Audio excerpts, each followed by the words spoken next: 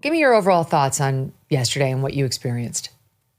Well, Megan, thanks for having me on, and thanks as well for you making the trip out and being there with us the entire day yesterday, and so many people who really came. It was so remarkable to see such a day for Charlie and such a day to really remember and reflect on his legacy and his impact on America and our culture going forward. And there's something that just it struck me. We've had this terrible weather the last couple of days that I've been in DC, and it's been rainy. There was a nor'easter that came through, and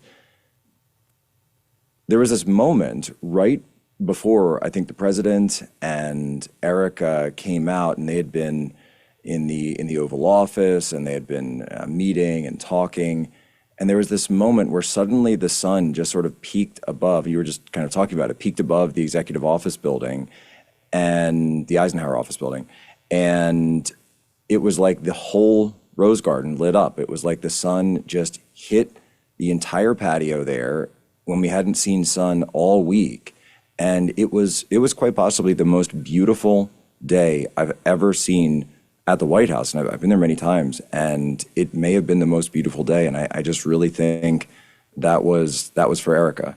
That was God shining a light down, or I don't know, maybe even letting Charlie be there in a sense, in that ray of light, because even in a time of so much darkness and so much pain and anger that we've all gone through in the wake of all of this, that it just takes one candle shining to illuminate an entire sea of darkness. It's so true. And it was not just the light and the beauty, but the warmth, right? It was like something about that warmth hitting our faces and actually warming us up as we're hearing about Charlie. It was so appropriate. The other dynamic about it, Jack, that jumped out at me was, it was so, in a way, it was classic Charlie. Because what did Charlie do at like the Turning Point events like AmFest and the Student Summit? He brought us all together. He would have loved to have seen us all together like that. Like people in our lane, in the digital lane, you, me, Benny, and then people from the more traditional media, like most of my Fox News former colleagues were there. Yeah. Jesse Waters, Tucker was there. He's now in our lane too. O'Reilly was there. Hannity was there. Judge Jeanine, Laura Ingraham. It was just like the two worlds of the conservative ecosphere when it comes to broadcasting, and the people who really are changing this world for the better, this country in particular, for the better, together. And there's a bit of a rivalry between us and them. You know, we think they're old and we're new, and they're kind of over and we're the future. They would disagree, but there was none of that yesterday. There was just togetherness and like a softness and kind of a love. I would even say a grace, just a grace. And that's who Charlie was. Charlie was about bridging that gap between worlds. Charlie was the bridge. He was the bridge between, and in so many ways, you mentioned Rush Limbaugh, who Charlie was a huge fan of. I was a huge fan of. And the very last event that Rush Limbaugh ever spoke at publicly was actually a Turning Point event down in 2019 before he got sick down. And Rush, of course, because of his personal health, he didn't do a lot of the events. He actually did really have quite bad hearing. For anyone who met him, they would know this. And he did the show, but he actually did have really bad hearing issues, and even after the implant and everything. And so he did that event for Charlie because he very quietly, and Charlie never even said this or acknowledged it publicly. And this was Rush's wish, that Charlie would never tell anyone until, after the fact, that Rush had been a major donor to Turning Point during his lifetime, that he was all in on Charlie Kirk. He was all in on the mission. And so that was this sort of incredible parallel, because you mentioned how, it was the bridge between sort of like the traditional media and the new media, but Rush was really the first. He was sort of the first guy to say, we can do a different kind of media. And he did it with AM radio. He did it with the blowtorch coming up on broadband, and then eventually, coming up on Clear Channel, and then eventually to broadcast and get it out larger. But he was the first one to say, we can talk about the news in a different way, and we can build an audience. And he built this incredible audience. And then so Charlie Charlie would always say his biggest dream wasn't necessarily to be an organizer and wasn't to do Turning Point. He wanted all of the things, but he said, I'd love to have a radio show like Rush Limbaugh. That's what he used to always say. And, I think the podcast is in many ways a new form of radio, but it was that. It was that idea of new media and just using that to connect directly with people that really drove so much of Charlie. Yeah, it was. I completely agree. And he loved Rush as we all loved Rush. I mean, he was the OG. There's only one Rush Limbaugh. Yeah. We miss him to this day. They're together now. They're together now. He's with his mentor, among others. I think that there is something bittersweet, Jack, about the fact that Charlie gets this medal posthumously. Charlie's podcast has been number one on the podcast charts since he died. It's amazing, like the interest in him and the people around him and the messaging that they knew would be blessed by him. Like people are coming to him who didn't know him before, just to hear clips and get to know him better and hear the people who knew him best talk about him. His books have all shot up to the top of the charts, all of them. People, like the 122,000 plus now, young people, new chapters of Turning Point on high school and college campuses. There's like a desperate thirst for more of Charlie right now.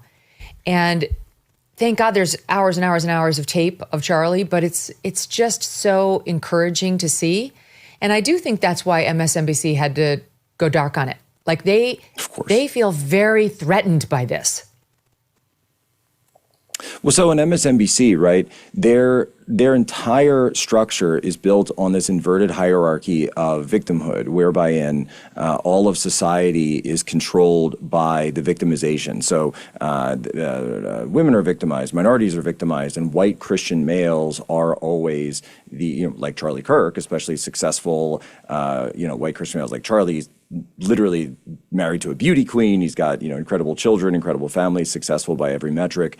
And so he must be the enemy. And so you can't ever allow anyone like that to look sympathetic. You can't ever look like there might be someone who victimized him, because if he were to become a victor, then it would in fact repudiate everything that they stand for. It would repudiate everything that they're doing, and that's why they're doubling down. Not only did they cut away from that, I believe they said they're doubling Rachel Maddow. They're giving her 2 shifts this week, so she's going to come back and now do 2 shows. They're holding another No Kings rally, and you look, they're doing everything they can to load up news stories and release things to be able to kind of muddy the waters and find different stories they can talk about, other than the fact that, unfortunately, it was one of their guys. It was this crazy leftist up on top of that roof that came out there and said, look, we can't beat this, we can't beat the right at the ballot box, can't beat Trump, we can't beat Charlie Kirk in the debate sphere. So what are we going to do? We're going to try to silence him with a bullet. And as you say,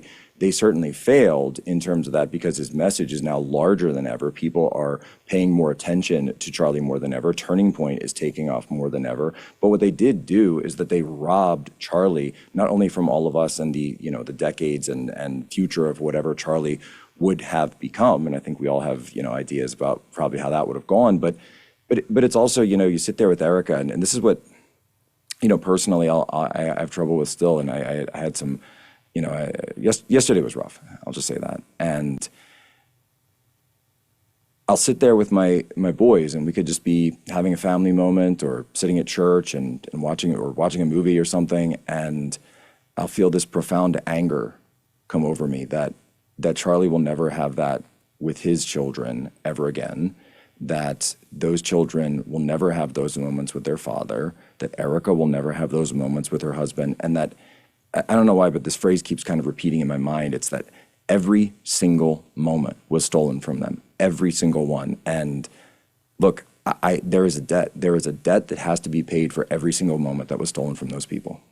You and I talked about this at the reception afterward.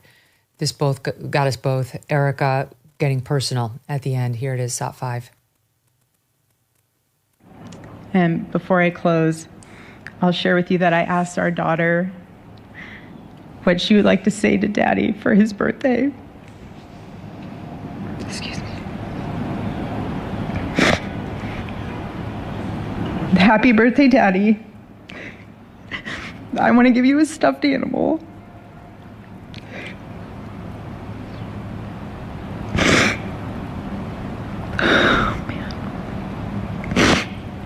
I want you to eat a cupcake with ice cream.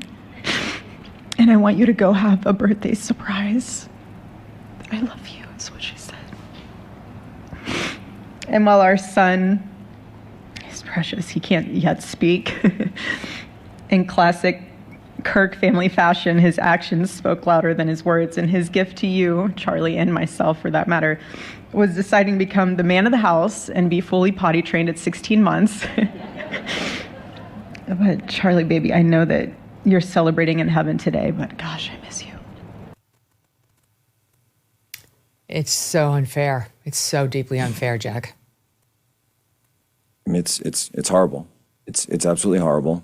And to the people that were celebrating this, to the people that were laughing about this, it's unbearable. And you know, I kept it together, I would say, pretty well yesterday, pretty much right up until that moment. And then right afterwards, when the violins were playing Amazing Grace and a few other songs afterwards, where, you know, there I am, I'm thinking, you know, when you think about going to the White House, you think you're in for a real awe-inspiring session, and you think about the history that's going on there. And never did I think I'd be sitting there at the White House, and thank God my wife was there, because Tanya, because I mean, I couldn't keep it together.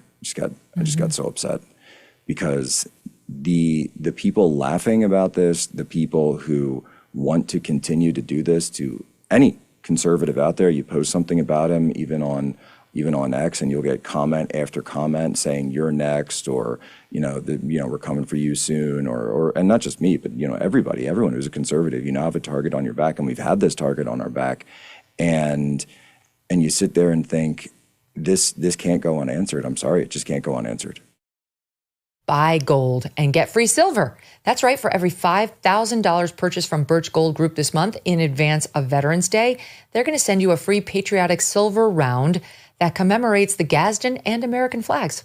Look, gold is up over 40% since the beginning of this year, and Birch Gold can help you own it by converting an existing IRA or 401k into a tax-sheltered IRA in physical gold.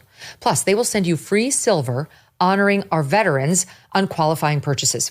And if you are current or former military, Birch Gold has a special offer just for you. They are waiving custodial fees for the first year on investments of any amount. With an A+ rating from the Better Business Bureau and tens of thousands of happy customers, consider diversifying your savings into gold. Just text MK to the number 989898 for a free info kit and to claim your eligibility for free silver with qualifying purchase before the end of the month. Okay, before the end of the month. Again, text MK to the number 989898. Message and data rates may apply. Thanks so much for watching. If you like what you just saw, hit the subscribe button for more clips and full episodes.